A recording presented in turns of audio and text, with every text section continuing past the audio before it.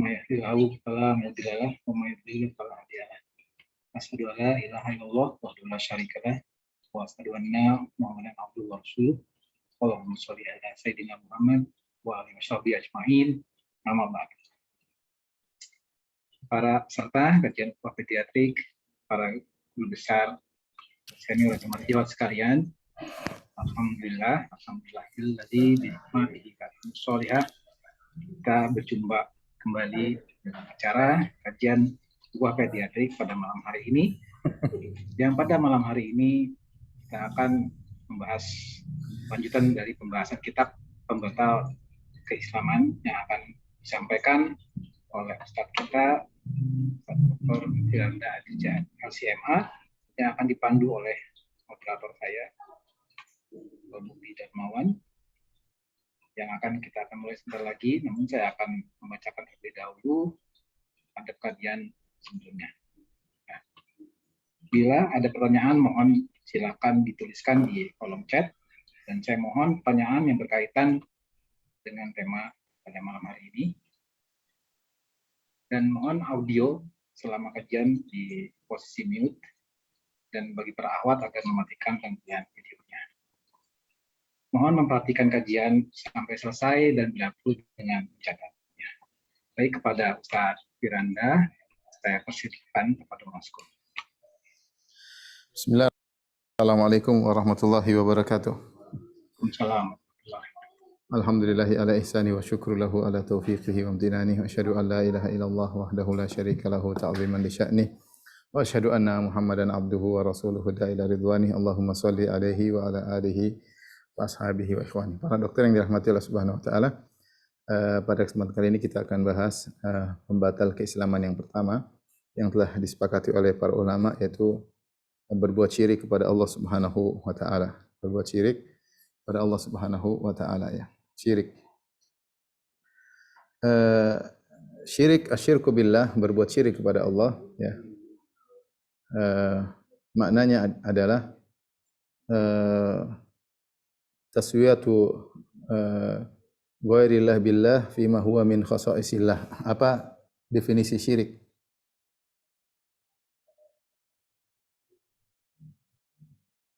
Kalau secara bahasa Arab kita katakan taswiyatu ghairillah billah fima huwa min khasaisillah. Artinya menyamakan selain Allah, dalam hal ini adalah makhluk, ya, selain Allah yaitu makhluk, dengan Allah disamakan pada perkara-perkara yang merupakan kekhususan Allah. Perkara-perkara yang merupakan kekhususan Allah. Itulah arti daripada kesyirikan. Itu kita menyamakan selain Allah dengan Allah, ya, dalam banyak hal. Dalam masalah peribadatan kita menyembah Allah dan juga menyembah selain Allah. Dalam hal misalnya pengaturan, kita bilang Allah mengatur alam semesta dan ada makhluk juga yang mengatur alam semesta. Maka itu namanya syirik. Intinya menyamakan selain Allah dengan Allah pada perkara-perkara yang merupakan kekhususan Allah Subhanahu wa taala. Siapa yang melakukannya maka dia terjerumus dalam kesyirikan. Allah Subhanahu wa taala berfirman tentang perkataan orang-orang kafir di hari kiamat. Mereka berkata, "Tallahi in kunna lafi dhalalim mubin." Lafi dhalalim mubin idh nusawwikum bi rabbil alamin.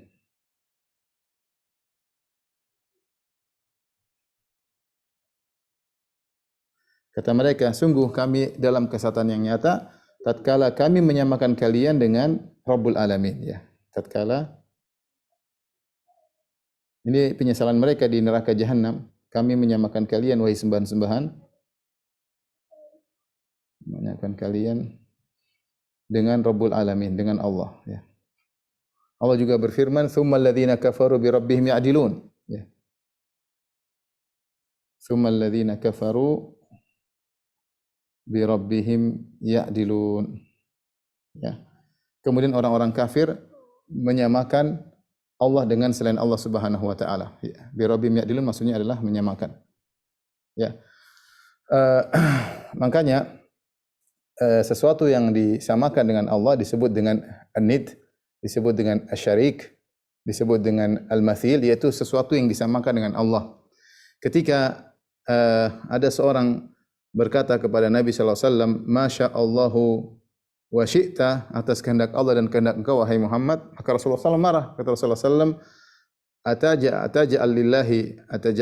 aja'altani lillahi niddan, apakah kau menjadikan aku sebanding dengan Allah Subhanahu wa taala? Qul masya Allah wahda, katakan atas kehendak Allah. Jangan bilang atas kehendak Allah dan kehendak Muhammad. Di situ Rasulullah marah, Rasulullah mengatakan aja'altani lillahi niddan, apa kau menjadikan aku sebanding dengan Allah? Dalam riwayat yang lain, aja'altani lillahi idlan, apa kau menjadikan aku saingan bagi Allah Subhanahu wa taala? Ya, sehingga itulah makna daripada kesyirikannya. Taib, sebelum kita bahas tentang macam-macam syirik, kita ingin jelaskan bahwa syirik adalah sangat berbahaya. Ya, syirik itu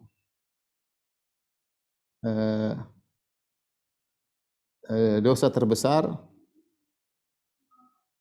dan hukumannya terbesar, hukumannya terberat. Ya, terberat.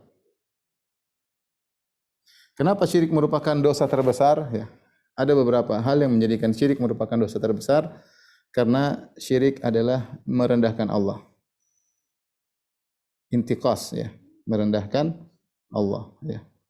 Terus bentuk kezaliman terbesar. Kezaliman terbesar. Kemudian syirik merupakan penentangan terhadap tujuan Allah. Ya. Kenapa dikatakan syirik dosa terbesar? Karena dia merupakan bentuk perendahan terhadap Allah. Bagaimana Allah disamakan dengan makhluk atau makhluk disamakan dengan Allah?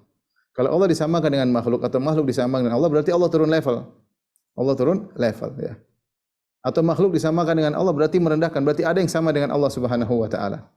Itu maka merupakan kesyirikan. Contoh seperti seorang menyembah kepada selain Allah, menyembah kepada hewan, menyembah kepada nabi, ya. Kenapa hewan disembah? Kenapa pohon disembah? Kenapa nabi disembah?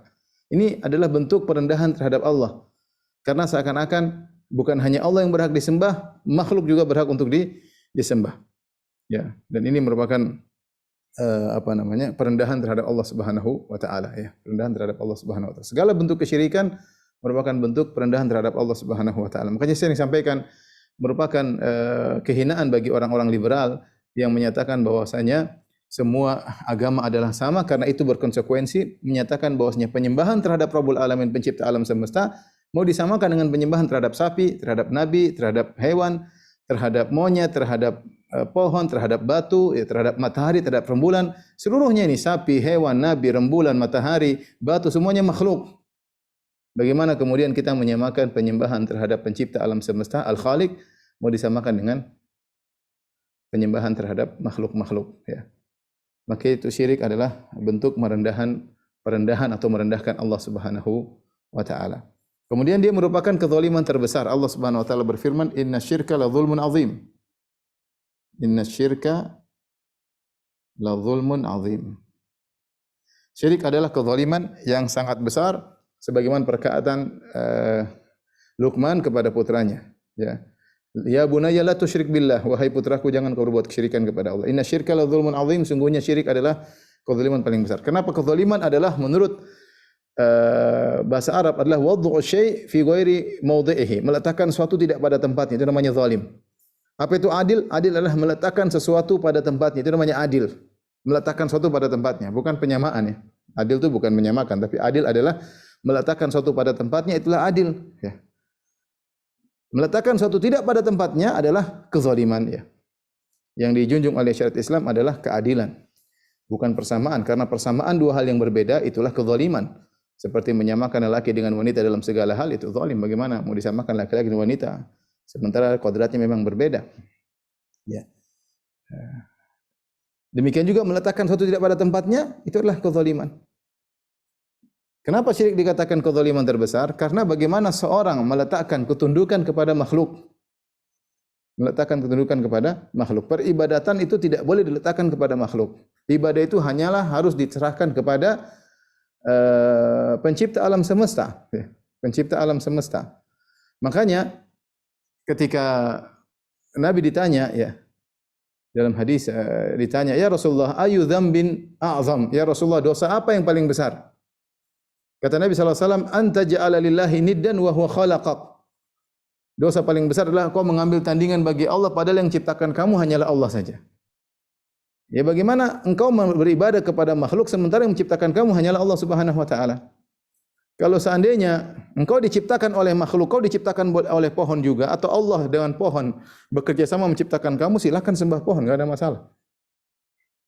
Kalau ikut menciptakanmu adalah sapi, ikut diciptakan kamu, sembah sapi, enggak ada masalah. Karena dia punya jasa menciptakan kamu. Tapi aneh, yang menciptakan kamu hanya Allah Subhanahu wa taala, lantas kemudian kau beribadah kepada selain Allah Subhanahu wa taala. Beribadah kepada Allah dan beribadah kepada selain Allah. Anta ja'ala lillahi niddan wa khalaqak. Engkau mengambil tandingan bagi Allah sementara yang ciptakan Allah hanyalah engkau semata, ya. Makanya saya sering sampaikan logika sederhana. Misalnya kita sebagai orang tua, kemudian kita punya anak, istri kita yang mengandung, yang melahirkan, kita yang mencari nafkah, kemudian kita besarkan, kita biayai sampai dia menjadi orang, sudah besar, berhasil. Setelah itu dia berbakti kepada orang lain, atau dia berbakti kepada kita dan juga berbakti kepada orang. Kita jengkel.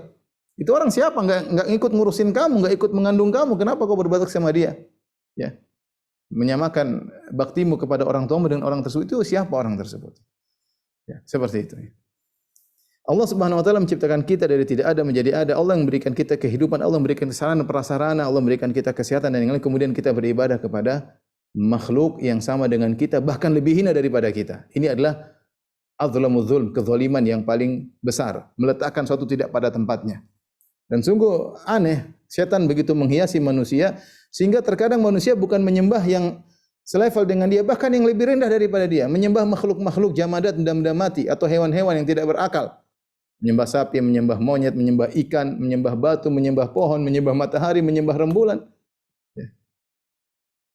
Tidak berakal. Bagaimana kemudian disembah? Tapi demikian, setan menghiasi.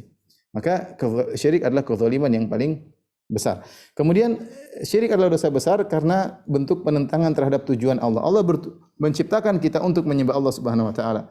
Kata Allah Subhanahu wa taala, "Wa ma khalaqtul jinna wal insa illa liya'budun."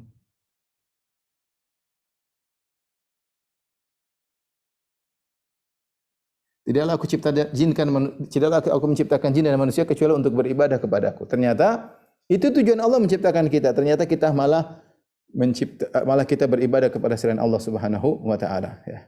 Jadi kita seakan-akan menentang. Allah bilang jangan kau beribadah kecuali padaku, ternyata kita beribadah waliyadzubillah kepada selain Allah Subhanahu wa taala. Maka jadilah dosa syirik adalah dosa terbesar dan dia semuanya terkait dengan hak istimewa Allah Subhanahu wa taala. Dosa ini terkait dengan hak istimewa Allah, hak khusus Allah.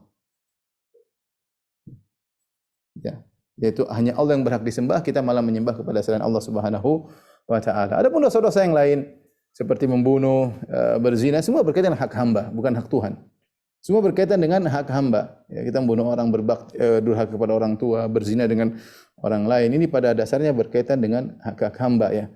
Tapi ketika kita seorang beribadah kepada selain Allah, berarti dia melanggar hak utama Allah Subhanahu wa taala. Jadi syirik adalah dosa terbesar. Selain dia dosa terbesar, dia juga memiliki hukuman terberat, ya. Syirik adalah memiliki hukuman terberat. Di antara hukuman syirik yang pertama adalah jika meninggal dalam kesyirikan, kekal dalam neraka.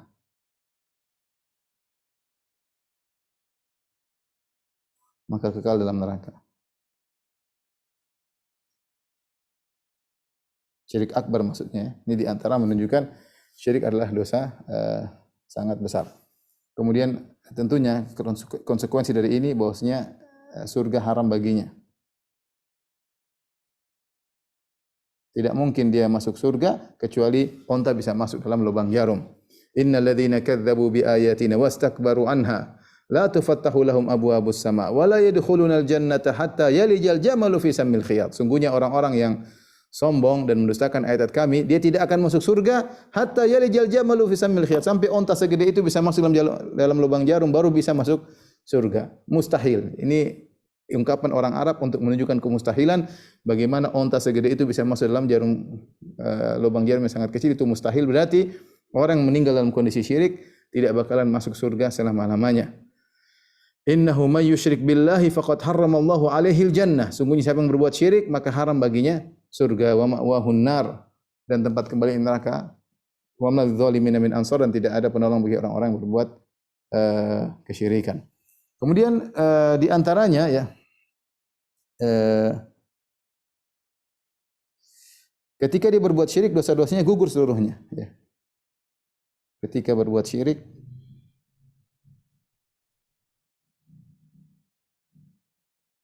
dosa-dosanya gugur seluruhnya. Misalnya ada seorang berbuat amal soleh selama 60 tahun. Dia haji, dia umrah, berbakti kepada orang tua. Di penghujung hayatnya, kemudian dia berbuat kesyirikan, menyembelih kepada selain Allah misalnya. Atau kemudian dia bernazar untuk selain Allah Subhanahu wa taala misalnya. Atau dia percaya kepada dukun bisa meramal masa depan misalnya ya. Intinya terjerumus dalam syirik akbar. Maka seluruh amalannya gugur ketika itu ya. Dan ini adalah hal yang sangat merugikan. Amal yang dia kerjakan selama 60 tahun gugur seketika itu pula. Namun permasalahan ini ada khilaf di kalangan para ulama. Saya akan jelaskan sekarang insyaallah taala. Ini masalah khilaf ya. Antara mazhab Syafi'i dengan mazhab Maliki ya. Akan saya jelaskan setelah ini. Hah?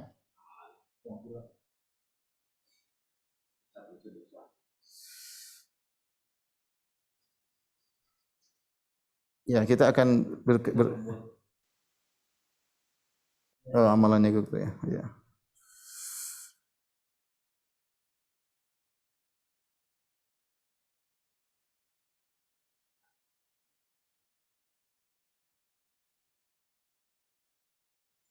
Amalan-amalannya gugur seluruhnya.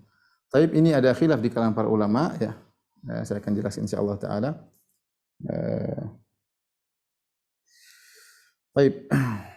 Jika seorang berbuat syirik, terjerumus dalam syirik akbar,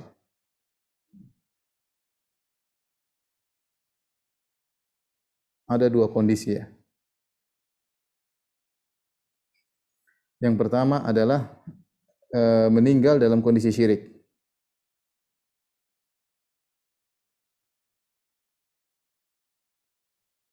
Jika meninggal dalam kondisi syirik, sepakat ulama ijma seluruh amalannya gugur. Amalannya gugur, amalan solehnya maksudnya gugur. Allah berfirman, la in asyrakta la yahbatanna amaluk. La yahbatanna amaluk. Jika kau berbuat syirik maka gugur seluruh amalanmu. Allah berkata kepada Nabi, wa laqad uhiya ilaika wa ila alladziina min qablik. Sungguh telah diwahyukan kepada engkau wahai Muhammad, dan diwahyukan kepada nabi-nabi sebelum engkau, la in asyrakta, kalau kau berbuat kesyirikan, la yahbatanna amaluk, maka akan gugur seluruh amalanmu. Jika kau syirik akan gugur amalan. Seluruh amalan. Tapi kondisi kedua ya, dia syirik lalu bertobat. Ya. Apakah amalnya gugur? Amalnya tetap gugur? Maka ini ada khilaf di kalangan para ulama ya. Jadi kalau dia meninggal dalam kondisi syirik selesai, semua sepakat bahwasanya dia amalnya gugur. Tapi kalau dia misalnya dia berbuat syirik, kemudian dia berbuat syirik selama 2 tahun, kemudian dia sadar, dia kembali lagi kepada Islam. Nah, apakah amalnya gugur atau kembali lagi? Ini ada khilaf di kalangan para ulama. Secara umum ada 2 pendapat. Pendapat mazhab Syafi'i, Imam Syafi'i rahimahullah ya, bahwasanya amal tidak gugur kecuali amal tidak gugur kecuali meninggal dalam kondisi tidak bertobat.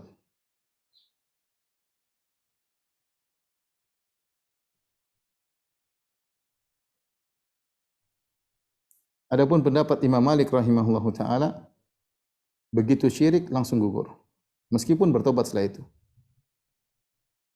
maka gugur amal. Meski bertobat setelah itu.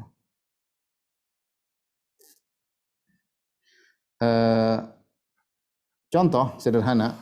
Jadi ada seorang, dia ketika masih Islam, dia berhaji. Berhaji sekali, haji Islam, haji 2 kali, haji 3 kali. Kemudian ketika umur 30 tahun, dia murtad misalnya. Dia murtad selama 2 tahun. Masuk Nasrani atau masuk Yahudi, Hindu atau Buddha, dia murtad selama 2 tahun. Lalu pada umur 32, dia sadar lagi, masuk Islam kembali. Nah, apakah kita mengatakan dia wajib untuk haji lagi? Karena haji sebelumnya sudah gugur, atau kita mengatakan kamu tidak wajib lagi haji karena hajimu yang kau lakukan di masa Islammu tidak gugur. Kenapa? Karena kau meninggal tidak dalam kondisi musyrik. Seandainya kau meninggal dalam kondisi musyrik, maka sepakat ulama hajimu yang pernah kau lakukan di masa Islammu itu gugur. Tetapi ketika kau bertobat dari murtadmu, kau murtad, kemudian kau bertobat, ya, apakah amal soleh yang pernah kau kerjakan selama ini gugur atau tidak? Makanya ada khilaf. Menurut mazhab Syafi'i tidak gugur. Ya, menurut mazhab Syafi'i tidak gugur. Kenapa? Karena Imam Syafi'i membawa yang mutlak kepada yang muqayyad. Karena ada firman Allah Subhanahu wa taala, "Wa may yartadid minkum." Kata Allah Subhanahu wa taala, "Wa may yartadid minkum an dinihi fayamut wa huwa kafir. Fa ulaika habitat a'maluhum."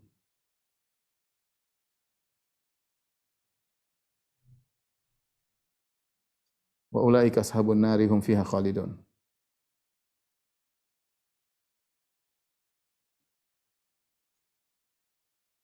Hum fiha khalidun.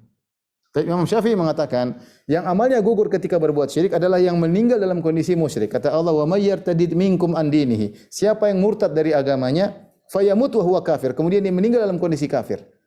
Fa ulaika habitat a'malum. Itulah orang-orang yang amalnya gugur. Berarti Allah mempersyaratkan amalnya gugur jika dia meninggal dalam kondisi musyrik.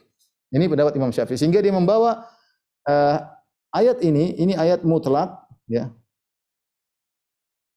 dibawa kepada ayat muqayyad. Ini ayat muqayyad. Dan dalam usul fikih bahwasanya hamlul mutlak alal muqayyad, yang mutlak pada ayat sebelumnya masih mutlak, siapa yang berbuat syirik amalnya gugur. Ternyata ada ayat yang lebih detail mengatakan siapa yang murtad kemudian mati dalam kondisi kafir.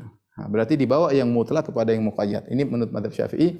Berarti kalau menurut Imam Syafi'i ada seorang ketika dia Islam dia haji, di Pak Haji, umur 30 dia murtad selama 2 tahun. Kemudian dia sadar, dia masuk Islam lagi. Apa kita bilang wajib lagi haji bagimu? Enggak, karena haji dia tidak gugur. Kenapa? Dia bertobat. Sehingga amal-amal dia yang tadinya gugur kembali lagi, tidak gugur total. Ya, karena syarat gugurnya amal kalau dia meninggal dalam kondisi musyrik. Imam Malik beda. Imam Malik mengatakan begitu dia murtad, nol kembali. Dia berbuat kebajikan selama 30 tahun, kemudian dia syirik, nol. Ketika dia Islam lagi 2 tahun kemudian, maka dia harus haji ulang karena amal dia seluruhnya hilang. Ini pendapat Imam Malik rahimahullah. Ini berbeda antara guru dengan murid. Imam Malik guru Imam Syafi'i, murid Imam Syafi'i. Mana yang lebih kuat? Allah alam bisawab. Imam Malik punya sisi pendapat, dia mengatakan ayat yang dijadikan oleh Imam Syafi'i ini bahwasanya berkaitan dengan orang yang kekal dalam neraka. Wa may yartadid an dinihi fayamut wa huwa kafir fa ulaika habitat a'maluhum fid dunya wal akhirah wa ulaika ashabun nari hum fiha khalidun.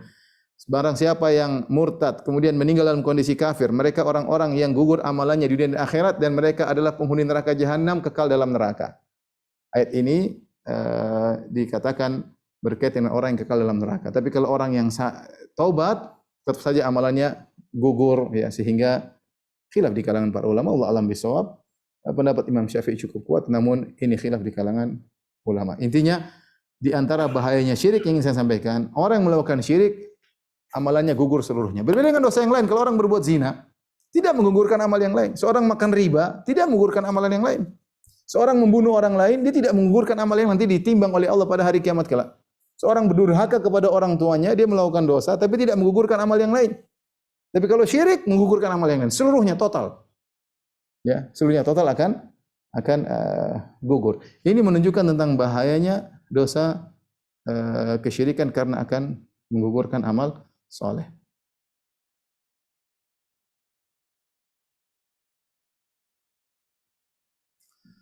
Baik, selanjutnya kita akan bahas tentang macam-macam syirik. Ya.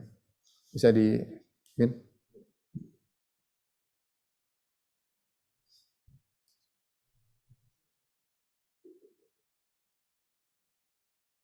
yang sebelumnya.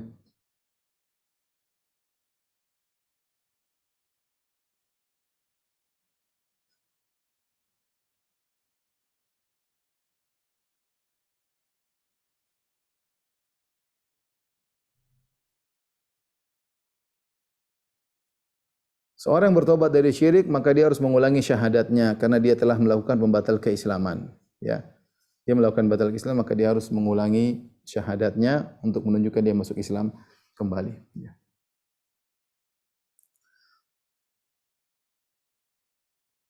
Tapi kita akan bahas macam-macam syiriknya.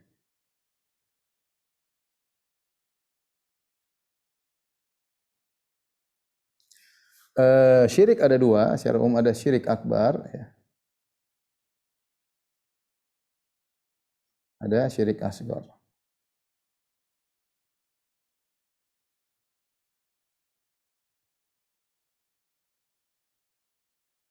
Syirik kecil ya. Syirik besar. Yang membatalkan keislaman adalah yang ini. Ini yang membatalkan keislaman. Ya, yang membatalkan keislaman. Yang kecil tidak. Batalkan Islam. Kalau syirik kecil hanya membatalkan pahala yang dicampurinya.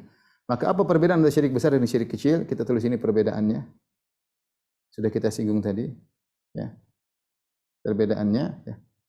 Kalau syirik akbar mengeluarkan seorang dari Islam.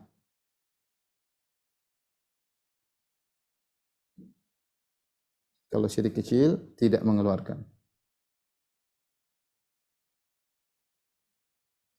Syirik akbar kekal di neraka. Syirik asghar tidak. Dia seperti dosa besar yang lain.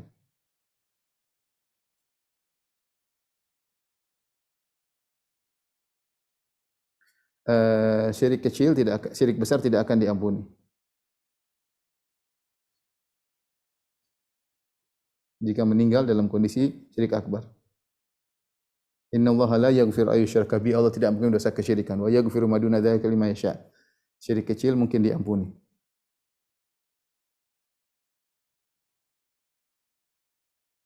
Jadi makanya kalau ada seorang meninggal dunia dalam kondisi berzina, misalnya lagi berzina meninggal dunia, kita bilang apakah dia pasti masuk neraka? Kita bilang enggak. Kenapa? Karena dia bukan syirik. Kita bilang masih ada kemungkinan Allah mengampuninya. Kenapa Allah berfirman innallaha la yaghfiru ayyushraka bih.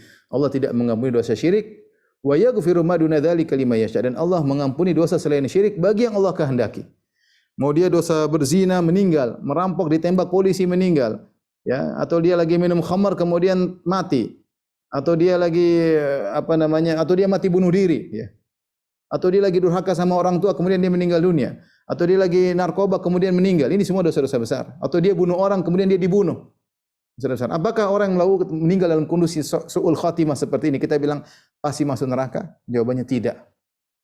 Karena ada semua dosa yang dia lakukan, bunuh diri, membunuh orang lain, berzina, homoseksual misalnya, kemudian atau dia durhaka kepada orang tua, ini semua bukan dosa kesyirikan. Masih ada kemungkinan dia diampuni. Benar dia terancam dengan neraka, tapi memastikan dia masuk neraka enggak.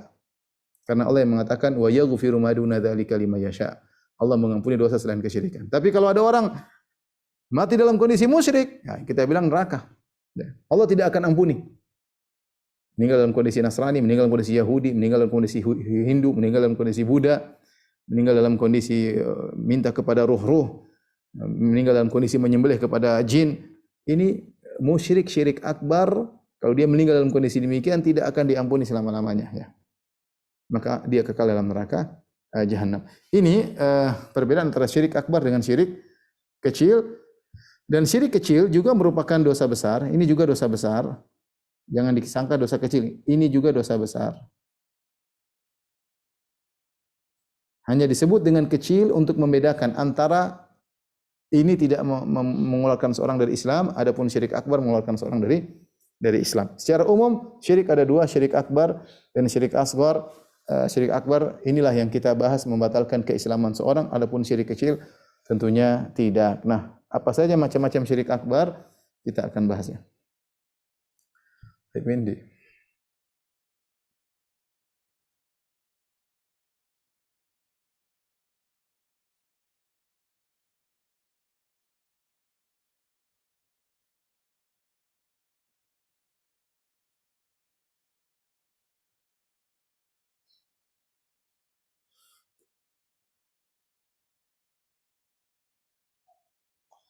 Macam-macam syirik akbar.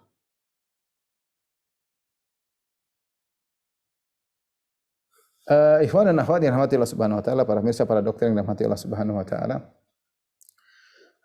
Untuk mengenal macam-macam syirik akbar, mau tidak mau kita singgung sedikit tentang macam-macam tauhid ya. Apa saja macam-macam tauhid ya. Macam-macam tauhid ini sekedar untuk pembelajaran ya. Macam-macam tauhid. Saya akan jelaskan secara sederhana. Pertama namanya tauhid rububiyah. Ini istilah ya. Apa itu rububiyah? Yaitu meyakini hanya Allah, meyakini Allah itu esa, Allah Tuhan yang esa. Allah esa, hanya Allah yang menciptakan, ya. Hanya, atau Allah bersendirian. Allah esa, maha esa, yaitu bersendirian dalam penciptaan alam, kemudian dalam pemilikan alam semesta, dalam pengaturan alam semesta. Nah, ini disebut secara istilah kita namanya adalah tauhid rububiyah, mengenai pengaturan alam semesta. Allah Maha Esa, ya. Qul huwallahu ahad, Allah Maha Esa, maksudnya di antaranya Allah Esa dalam rububiyah. Allah Maha Esa, dia sendirian, tidak berbilang. Kemudian dia yang menciptakan alam semesta juga sendirian, dan dia juga yang memiliki alam semesta ini seluruhnya juga sendirian, dan dialah Allah yang mengatur alam semesta sendirian. Tidak ada satu makhluk pun yang ikut serta dalam mengatur alam semesta. Semuanya keputusan di tangan Allah Subhanahu wa taala. Tabarakalladzi biyadihil mulk.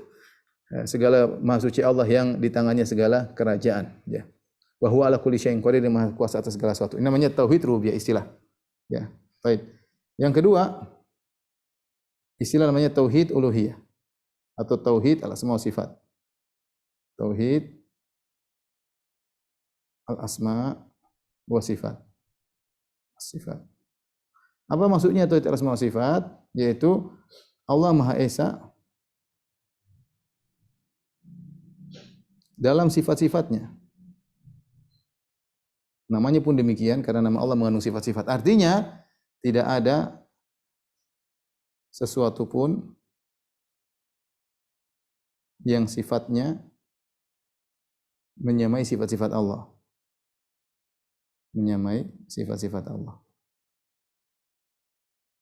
Contoh sederhana, di antara sifat-sifat Allah adalah ilmu. Allah Subhanahu wa taala Maha berilmu. Ilmu Allah adalah ilmu yang Allah langsung berilmu tanpa didahului dengan kebodohan. Allah tidak didahului kebodohan. Ilmu Allah adalah sempurna, meliputi segala sesuatu. Dan ilmu Allah tidak diliputi dengan kelupaan. Ya, tidak diliputi dengan kelupaan. Manusia punya ilmu, tapi ilmunya tidak sama seperti ilmu Allah. Di antaranya manusia didahului dengan kebodohan. Allahu akhrajakum min butuni ummahatikum la ta'lamuna syai'a. Allah mengeluarkan kalian dari perut ibu kalian, kalian tidak mengetahui apa-apa. Wa ja'alakumus sam'a wal absara wal afidah la'allakum tashkurun. Lalu Allah jadikan bagi kalian pendengaran, penglihatan dan akal, hati agar kalian bersyukur. Tadinya manusia dalam kondisi jahil, tidak tahu apa-apa. Lalu Allah ciptakan bagi dia sarana untuk belajar, dengan dia bisa melihat dan dia mendengar dan dia berfikir, maka dia punya ilmu. Itu manusia diawali dengan kebodohan, kemudian dia punya ilmu. Adapun Allah tidak dalam kebodohan. Kemudian dia punya ilmu. Ilmu itu pun terbatas, sangat kecil. Wa ma utitu minal ilmi illa qalila.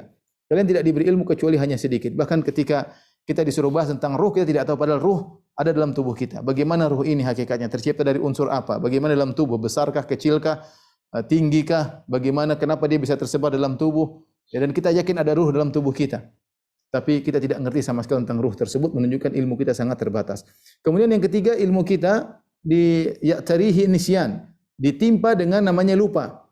Adapun Allah, wa ma rabbuka nasiya, wa ma kana rabbuka nasiya, Rabbmu tidak akan lupa. Manusia lupa. Lupa, jangankan 10 tahun lalu, berapa hari lalu bisa jadi lupa. Sehingga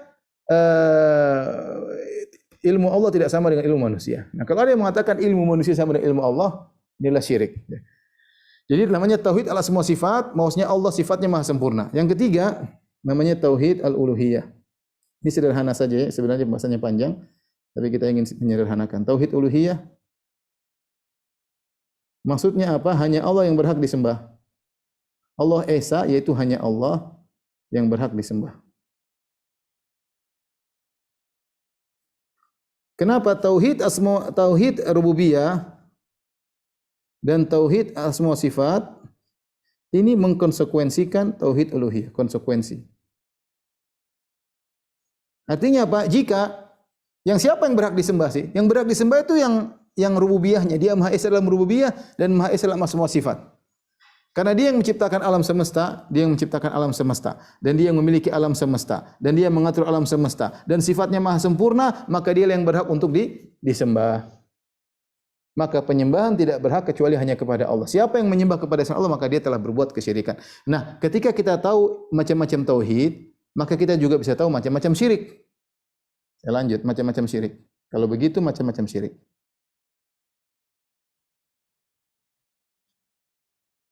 Macam-macam syirik juga kita bisa bagi menjadi 3. Ya.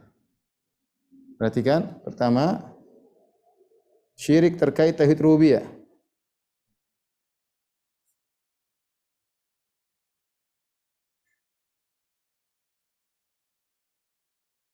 Yang kedua, syirik terkait tauhid asma wa sifat. Tauhid sifat. Yang ketiga, syirik terkait tauhid uluhiyah. Terkait tauhid uluhiyah. Sebelum saya lanjut tentang macam-macam syirik, saya tanya sama para dokter, sepakat enggak kita antara saya dengan antum sekalian? Ini hanya sekedar pembagian rububiyah, asma sifat, uluhiyah, ini sekedar metode belajar. Sebagaimana kita belajar, mungkin kita bagi unsur menjadi beberapa model dan ini sekedar belajar. Tetapi sepakat enggak kita saya sama antum bahwasanya hanya Allah yang mencipta? Saya rasa sepakat. Sepakatkah saya sama antum sekalian bahwasanya Allah yang memiliki alam semesta ini? Jawabnya iya, karena Allah menciptakan. Ya Allah, kita ini semua inna lillahi wa inna ilaihi raji'un. Kita tidak memiliki apa-apa, kita akan kembali kepada Sang Pencipta. Sepakatkah kita bahwasanya Allah mengatur alam semesta ini sendiri? Apakah kita ada yang meyakini ada yang ikut sama Allah, ikut ngatur? Jawabannya kita sepakat, Allah Maha Esa. Nah, keyakinan ini saya namakan tauhid rububiyah. Kalau antum tidak mau namakan rububiyah enggak ada masalah. Yang penting kita sama-sama sepakat. Coba kita tanya, apakah Nabi juga berkeyakinan seperti ini? Jawabnya tentu. Apakah Nabi meyakini ada yang mencipta selain Allah? Jawabnya tidak. Ya. Apakah Nabi meyakini ada yang mengatur alam semesta selain Allah? Jawabannya tidak. Apakah Nabi meyakini ada yang memiliki alam semesta selain Allah? Jawabannya tentu tidak. Nah, kalau begitu, ini keyakinan saya istilahkan dengan tauhid rububiyah. Kalau antum tidak menamakan tauhid rububiyah enggak ada masalah. Yang penting keyakinan kita sama. Yang kedua, saya dan antum sama-sama sepakat bahwasanya sifat Allah tidak ada yang menyamai. Allah Maha sempurna. Sifat ilmunya, sifat kehidupannya, semua sifat Allah Maha sempurna. Nah, sifat-sifat itu saya namakan dengan istilah tauhid asma wa sifat. Artinya Allah Maha Esa, sifat-sifatnya tidak ada yang menyamainya. Kemudian, bukankah saya sepakat sama antum sekalian para dokter bahwasanya tidak ada yang berhak disembah kecuali Allah? Sepakat enggak? Sepakat. Nah, saya namakan istilah itu dengan tauhid uluhiyah. Karena akan datang orang, apa Ustaz bagi-bagi tauhid menjadi 3? Sebenarnya enggak usah bagi, enggak apa-apa. Yang penting kita sepakat enggak? Ini sekedar metode belajar. Yang penting kontennya. Jangan lihat casingnya. Kalau antum tidak mau bagi tauhid menjadi 3 enggak ada masalah. Yang penting kita sepakat enggak saya dengan antum bahwasanya poin-poin yang saya sebutkan ini Allah Maha Esa di dalamnya. Nah, kalau kita sepakat sudah, kita enggak usah bicara pembagian tauhid. Mau bagi 3, mau bagi 4, bagi 20 enggak ada masalah. Yang penting kontennya sepakat. Sama-sama sepakat hanya Allah yang mencipta, Allah tunggal tidak berbilang, hanya Allah yang memiliki alam semesta, hanya Allah yang mengatur alam semesta, hanya Allah sifat-sifatnya yang maha sempurna, hanya Allah yang berhak disembah, sepakat, selesai. Baik, kita lanjut masalah syirik. Nah, ini sekedar untuk memudahkan. Makanya kemudian ketika saya bahas macam-macam syirik, saya bagi-bagi juga menjadi tiga agar mudah. Syirik terkait rububiyah banyak. Contoh, saya mau detail tapi waktunya enggak ada. Contoh seperti meyakini Tuhan berbilang. Tuhan berbilang. Ya, ini syirik jelas, mengatakan Tuhan ada dua, seperti dualisme, mengatakan ada Tuhan cahaya, Tuhan kegelapan, syirik, Tuhan Esa. Atau lebih parah mengatakan Tuhan Trinitas, Tuhan Bapa, Tuhan Anak, Tuhan Ruhul Kudus. Ini juga syirik.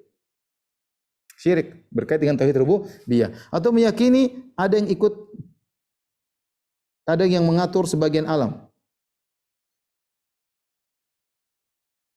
Seperti keyakinan bahwasanya Nyi Roro Kidul mengatur pantai selatan, syirik. Kita bilang enggak, Allah tidak pernah beri hak otonomi kepada Nyi Roro Kidul untuk mengatur mengatur pantai selatan. Semua yang mengatur Allah Subhanahu wa taala. Siapa yang meyakini Nyi Roro Kidul diberi hak otonomi mengatur pantai selatan, syirik kepada Allah Subhanahu wa taala. Atau meyakini ada jin tertentu yang mengatur gunung Merapi. Kalau dia tidak izinkan tidak akan meledak, syirik. Ya. Yang mengatur semuanya Allah Subhanahu wa taala. Ya. Yang mengatur semuanya Allah Subhanahu wa taala, ya. Bahkan malaikat-malaikat yang Allah tugaskan menjalankan hujan, menjalankan angin, semua yang atur Allah. Mencabut nyawa, malaikat kan ada mencabut nyawa, ada. Tapi apa kita boleh mengatakan, wahai malaikat mencabut nyawa, jangan cabut nyawa saya? Enggak boleh. Kalau kita minta panjang umur agar diberkahi, minta sama Allah, bukan minta kepada malaikat pencabut nyawa. Dia hanya ditugasi oleh Allah. Jadi yang mengatur seluruhnya Allah Subhanahu wa taala. Siapa yang meyakini ada yang diberi hak otonomi untuk mengatur alam semesta, maka dia musyrik. Sama seperti keyakinan sebagian sufiyah mengatakan bahwasanya ada namanya ya, wali yang diberi kun. Seperti ada wali dikatakan kalau dia mengatakan kun seperti keyakinan sebagian orang terhadap Syekh Abdul Qadir Jailani. Syekh Abdul Qadir Jailani rahimahullah seorang alim, ulama besar, ulama ahlu sunnah. Tapi sebagian orang berlebih-lebihan kepada dia. Sehingga mereka mengatakan dalam buku Jawahirul Ma'ani bahwasanya Syekh Abdul Qadir Jailani telah diberi kun oleh Allah. Sehingga kalau dia bilang kun fayakun. Subhanallah. Nabi Muhammad SAW tidak diberi kun fayakun. Kalau Nabi diberi kun fayakun, Nabi Muhammad SAW, maka di perang Badar dia mengatakan, wahai Abu Jahal, jadilah kau lalat. Jadi lalat kun fayakun. Tapi tidak. Dalam perang Uhud Nabi terluka. Para sahabat meninggal banyak. Nabi tidak punya kun fayakun. Jadi meyakini bahwasanya ada wali mengatur alam semesta, ini kekufuran. Ini syirik terkait dengan tauhid rububiyah. Karena yang mengatur alam semesta hanyalah Allah Subhanahu wa taala. Contoh lagi, meyakini alam itu qadim, azali, alam azali bersama Allah.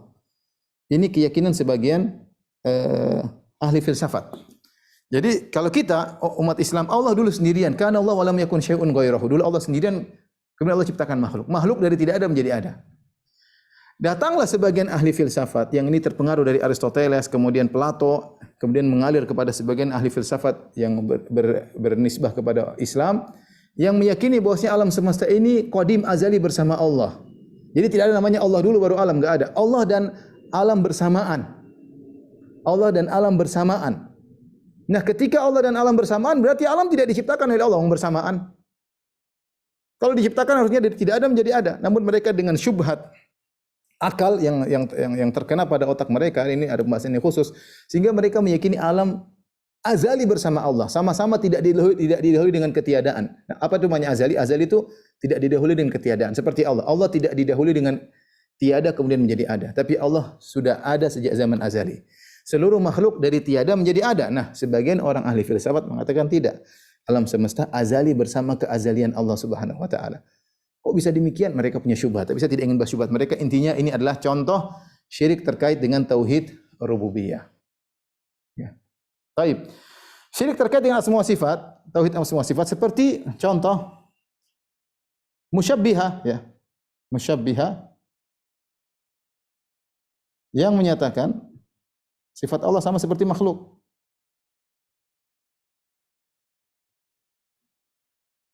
Sama seperti makhluk, sama seperti sifat makhluk. Seperti tangan Allah sama seperti tangan manusia, ini syirik. Berarti kau menyamakan sifat Allah dengan sifat makhluk. Enggak boleh. Ini syirik, menyamakan, ingat ini menyamakan, ya, menyamakan Allah dengan manusia dari sifat ini namanya musyrik. Contoh, menyatakan ada manusia yang tahu ilmu gaib. Ilmu gaib adalah kekhususan Allah. Kata Allah, "Qul la ya'lamu man fis samawati wal ardil ghaiba illa Allah." Katakanlah, tidak ada sesuatu pun di langit dan di bumi yang tahu ilmu gaib kecuali Allah. Yang tahu ilmu gaib cuma Allah Subhanahu wa taala. Allah memberitahukan sebagian ilmu gaib kepada nabi dan malaikat. Kata Allah, "Alimul ghaibi fala yudhiru ala ghaibihi ahada." Dialah Allah yang mengetahui ilmu gaib dan Allah tidak menampakkan kepada suatu seorang pun. Illa man irtada min rasulin, kecuali rasul. Allah kasih tahu, malaikat, rasul Allah kasih tahu, malaikat saja Allah kasih tahu ketika ingin mencatat takdir, Allah kasih tahu ini janin ini takdirnya begini. Tulis. Berarti kan malaikat tahu. Nabi Muhammad SAW diberitahu sebagian masa depan, ya, sebagai mukjizat bahwasanya dia seorang nabi. Selain nabi dan malaikat tidak ada yang tahu ilmu gaib. Nah, kalau ada yang mengatakan ada yang tahu ilmu gaib seperti para dukun, maka dia telah berbuat kesyirikan. Kenapa? Dia menyamakan dukun tersebut dengan Allah, sama-sama mengetahui ilmu gaib. Ilmu gaib adalah ilmu kekhususan Allah Subhanahu wa taala. Makanya kenapa dikatakan orang yang percaya dukun bisa meramal masa depan musyrik, karena dia menyamakan orang ini dengan Allah dari sisi ilmu. Apalagi yang mengatakan bahwasanya di antara ilmu Muhammad adalah ilmu Lauhil Mahfuz. Ini juga lebih parah lagi. Seperti perkataan sebagian orang, wa inna min judika ad-dunya wa dharrataha wa min ulumika ilma lauhi wal qalami. Di antara kedermawanan wahai Muhammad adalah dunia dan seisinya, dunia dan akhirat. Dunia dan akhirat kedermawanan Nabi SAW. Dan di antara ilmu wahai Muhammad, ilmu Lauhil Mahfuz. Ini seorang memuji Nabi tapi berlebihan. Dia mengatakan, wa inna min judika dunya wa dharrataha. Di antara kedermawananmu ya Rasulullah adalah dunia dan akhirat. Dan di antara ilmumu ilmu Lauhil Mahfuz. Seandainya pujian ini ditujukan kepada Allah, cocok enggak? Cocok. Kita gantikan engkau dengan Allah. Di antara kedermawananmu wahai Allah, dunia dan akhirat. Pas atau tidak? Pas. Dan di antara ilmumu wahai Allah, ilmu Lauhil Mahfuz. Pas. Tapi ketika diganti dengan Nabi jadi masalah, ya. Jadi masalah. Sebagian orang berusaha mentakwil bait ini, tapi intinya saya mengatakan siapa yang meyakini Nabi mengetahui Lauhil Mahfuz secara seluruhnya, maka dia telah berbuat kesyirikan karena dia menyamakan Nabi dengan Allah Subhanahu wa taala. Ketika ada yang memuji Nabi mengatakan wa fina nabiyyun ya'lamu ma fi ghad, di antara kami ada nabi yang tahu apa yang terjadi besok, maka Nabi tegur, tidak boleh mengucapkan demikian. Jangankan masa depan, wong masa lalu Nabi tidak tahu ketika Aisyah dituduh berzina dengan Sofwan bin Mu'attal As-Sulami. Selama sebulan Nabi tidak tahu. Kapan Nabi tahu? Ketika Allah turunkan wahyu baru Nabi tahu. Jangan masa depan, masa lalu sampai Nabi gelisah dituduh istrinya berzina dengan Aisyah radhiyallahu anha, dituduh berzina Sofwan bin Mu'attal As-Sulami, Nabi tidak tahu. Demikian juga ketika Aisyah kalungnya hilang, Nabi cari, Nabi tidak tahu di mana kalung Aisyah hilang. Nabi tidak tahu ilmu gaib. Kemudian seorang mengatakan ada yang tahu ilmu gaib selain Allah Subhanahu wa taala. Syirik terkait dengan tauhid uluhiyah yaitu jika menyembah kepada selain Allah, beribadah kepada selain Allah. Dan ini banyak sekali contohnya, contoh berdoa kepada selain Allah. Minta kepada kekuburan, ya wali tolong aku. Minta kepada mayat-mayat, ya Abdul Qadir Jailani aghithni, wahai Abdul Qadir tolonglah aku. Di tengah lautan dalam kondisi sulit, ya Ahmad Al-Badawi, ya Hussein, ya Fatimah, ya ini syirik semua. Di mana minta kepada mayat-mayat? Ya. Kalau seorang di tengah laut kemudian dalam, seperti saya lihat di video di kemudian ada klip di pesawat, dia mengatakan ya Ali, minta tolong sama Ali. Subhanallah, Ali bin Abi Thalib dia tidak bisa menolong dirinya, ditikam oleh Abdurrahman bin Mujib, dia tidak tahu kapan mau ditikam hanya meninggal dunia, dia tidak bisa menolong dirinya. Kemudian minta tolong sama ya Ali. Husain tidak bisa menolong dirinya radhiyallahu anhu. Ketika dikepung oleh pasukan Ubaidillah bin Ziyad kemudian bunuh Husain dengan cara zalim, dia tidak bisa menolong dirinya. Kemudian sekarang antum dalam kondisi sulit, ya Husain, ini enggak benar, enggak logis. Dia bisa apa? Ini syirik kepada Allah Subhanahu wa taala. Harusnya ya Allah, ya Rabbi, ya Ilahi. Harusnya demikian. Ya Khaliqi, wahai penciptaku, wahai sembahanku, harusnya demikian. Bukan ya Ali, ya Husain, ya Ahmad Badawi, ya Abdul Qadir Jailani. Ini syirik. Seandainya seorang di tengah laut kemudian berdoa, ya Abdul Qadir Jailani tolonglah aku. Orang ini terkumpul pada dia banyak kesyirikan. Pertama syirik, dia berdoa kepada selain Allah. Syirik kedua, dia meyakini Abdul Qadir Jailani Maha mendengar. Kenapa? Dia di Laut Madura dia menyebutnya Abdul Qadir Jailani, berarti Abdul Qadir Jailani sudah meninggal lama, mungkin dikubur di Irak atau di Jazirah Arab, bisa mendengar perkataan dia, berarti Abdul Qadir Jailani Maha mendengar. Ya. Kemudian Maha mengetahui kapan saja dia berbicara, si mayat mendengar. Ini syirik terkumpul dalam orang tersebut. Contoh lagi, menyembelih kepada selain Allah.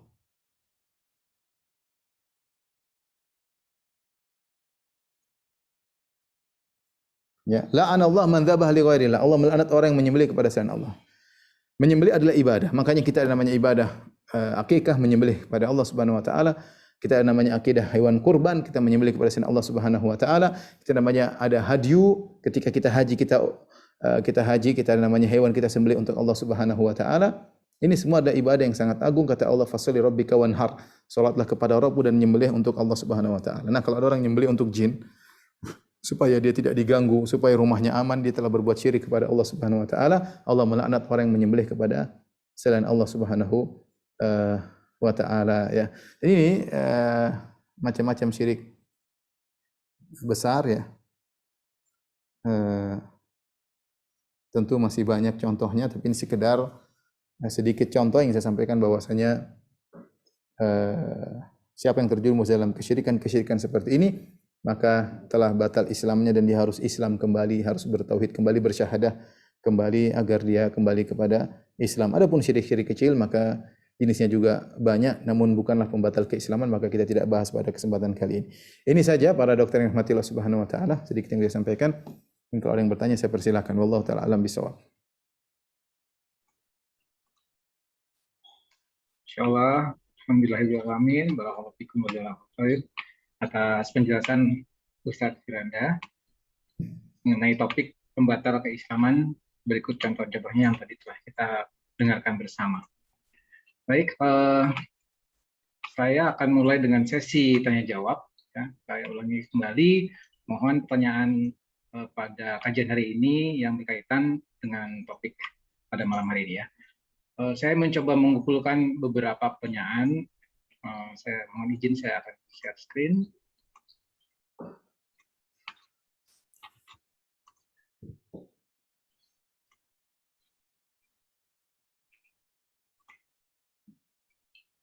Apakah terlihat pertanyaannya, Ustaz? Saya bacakan, ya. Assalamualaikum Ustaz, izin bertanya.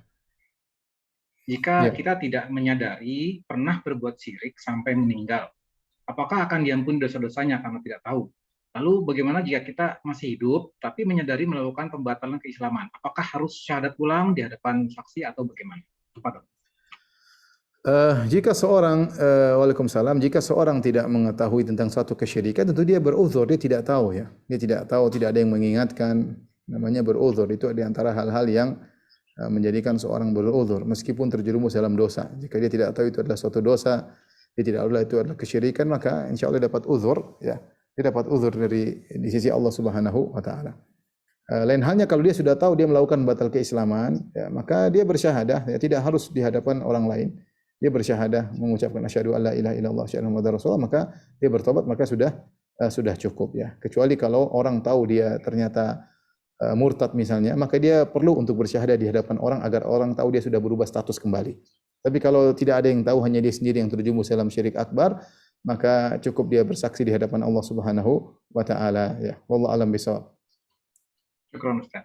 Baik, saya akan melanjutkan pertanyaan di kolom chat terlebih dahulu. Bagi yang ingin mengajukan pertanyaan langsung, silakan raise hand, nanti akan tiba pada gilirannya. Pertanyaan berikutnya, Assalamualaikum. Semoga Ustadz dan tim kajian selalu dalam lindungan Allah Azza wa Jalla. Ustadz, apakah jika seseorang selalu ketakutan akan masa depan dalam hal rezeki, contoh seorang penyanyi yang jelas penghasilannya haram dan dia nggak mau berhenti dari mencari rezeki yang haram, katanya kalau berhenti nyanyi jadi miskin, apa itu termasuk syirik? Kalau syirik sih tidak, ya, tapi dia suudzon kepada Allah Subhanahu wa taala,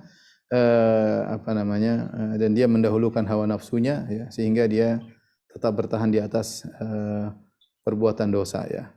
Seharusnya dia meninggalkan perkara yang haram tersebut apapun konsekuensinya, ya, dan dia husnudzan kepada Allah Subhanahu wa taala bahwasanya Allah Maha pemberi rezeki. Allah Maha pemberi rezeki. Cukup minta kepada Allah, bangun malam, ketika Allah turun ke langit dunia dia minta kepada Allah, maka insya Allah akan beri rezeki kepadanya. Kalau Allah memberi rezeki kepada hewan-hewan yang tidak berakal, ya, sebagaimana firman Allah Subhanahu wa taala, wa ka'ayyin min dabbatin la tahmilu rizqaha Allahu yarzuquha wa iyyakum. Betapa banyak hewan melata yang tidak bisa mengatur rezekinya, Allah beri rezeki kepadanya dan juga Allah beri rezeki kepada kalian. Maka seorang harus husnudzon kepada Allah. Adapun dia suudzon kepada Allah, dia bakalan tidak bisa makan, tidak bisa hidup lagi sehingga dia terus terjebak dalam perbuatan haram, maka ini berbahaya bagi kehidupannya dan khawatir dia meninggal dalam kondisi su'ul khatimah. Tapi kalau dikatakan syirik, tidak, karena syirik itu adalah sebagaimana sudah kita jelaskan menyamakan selain Allah dengan Allah.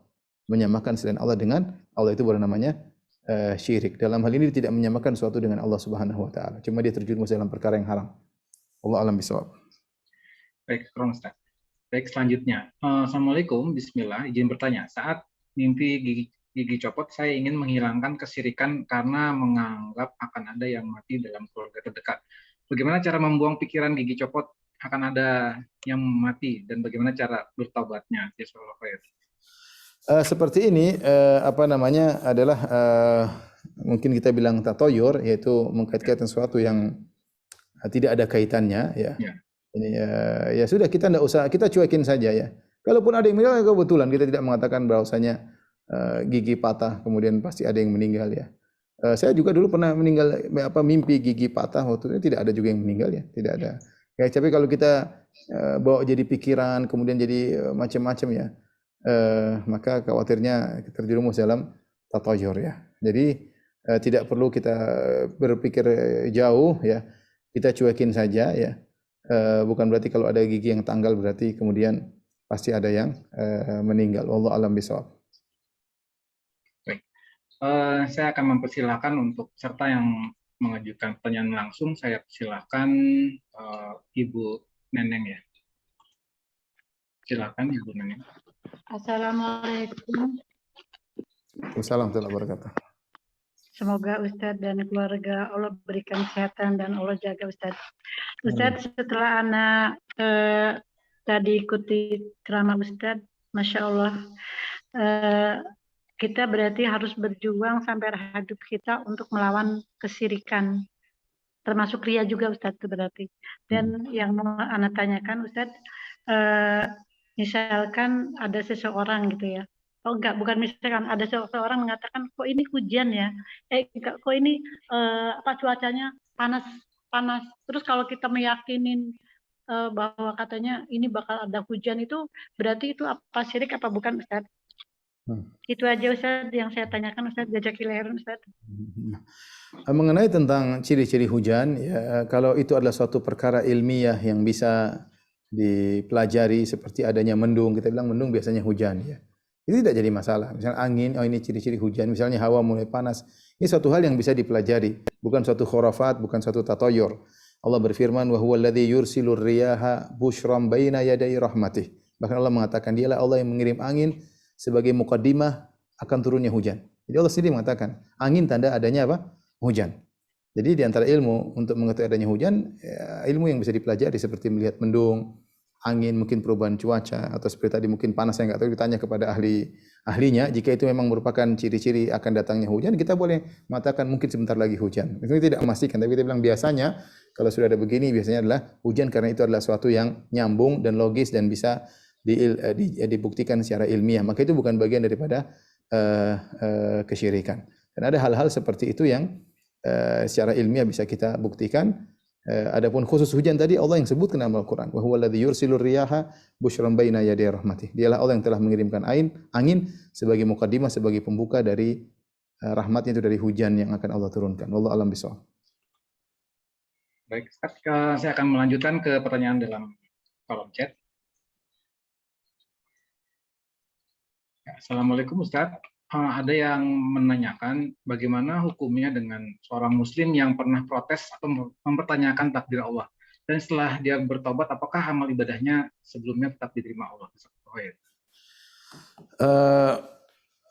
Ini salah satu bentuk, bukan membatalkan tauhid, tapi dia mengurangi nilai tauhid. Dan kalau dia sudah bertobat kepada Allah, maka ya sudah, insya Allah Allah terima tobatnya. Jangan mengulangi lagi. Dia harus yakin bahwasanya Allah adalah Alimun Hakim, Allah Maha berilmu, Allah Maha bijak.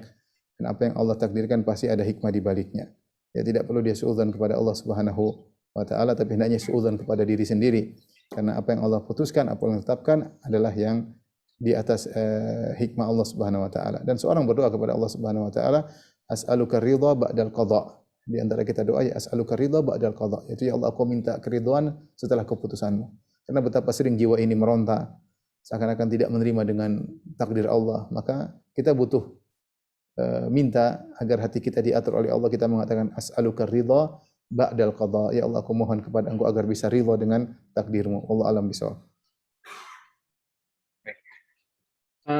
Ini sepertinya sudah terjawab ya Ustadz ya, berdoa kepada arwah itu termasuk syirik ya Ustadz ya. Tidak perlu lagi saya lanjutkan.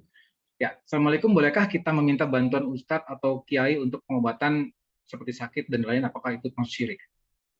Tentunya tidak, itu di antara sebab yang diperbolehkan. Kita minta doa dari Ustadz atau kita minta Ustadz untuk meruqyah atau Ustadz membacakan doa untuk kita, maka ini hal yang diperbolehkan selama Ustadz tersebut meruqyah dengan cara yang syar'i, bukan dengan jampi-jampi dengan was-was tentunya. Kalau dia pakai jampi-jampi ya ini masalah. Berarti dia dukun ya. Tapi kalau dia berdoa dengan ruqyah-ruqyah syar'iyah, maka itu di antara sebab yaitu doa seorang kepada saudaranya bermanfaat. Allah alam bisawab. Demikian saja para dokter yang dirahmati Allah Subhanahu wa taala apa yang saya sampaikan. Insyaallah kita lanjutkan pada kesempatan yang lain. Kurang lebihnya mohon maaf. Wabillahi taufiq wal hidayah. Assalamualaikum warahmatullahi wabarakatuh. Waalaikumsalam warahmatullahi wabarakatuh. Jazakallahu khair. Wabarakatuh Ustaz Firanda atas paparan yang telah diberikan kepada kita dan juga jawaban-jawaban yang telah diberikan atas pertanyaan yang telah disampaikan. Mohon maaf bagi para peserta yang telah mengajukan pertanyaan namun belum sempat dibacakan karena waktu dan pertanyaan yang cukup banyak sekali. Baik, kita sudah sampai pada akhir acara. Ya, untuk kajian pada malam ini dapat disimak kembali dalam format rekaman di channel YouTube Upah Pediatrik. Silakan untuk disimak kembali. Baik, saya Bobi Darmawan beserta kru Upah Pediatrik yang bertugas mohon undur diri dengan doa. Subhanallah wa bihamdika, Assalamualaikum warahmatullahi wabarakatuh.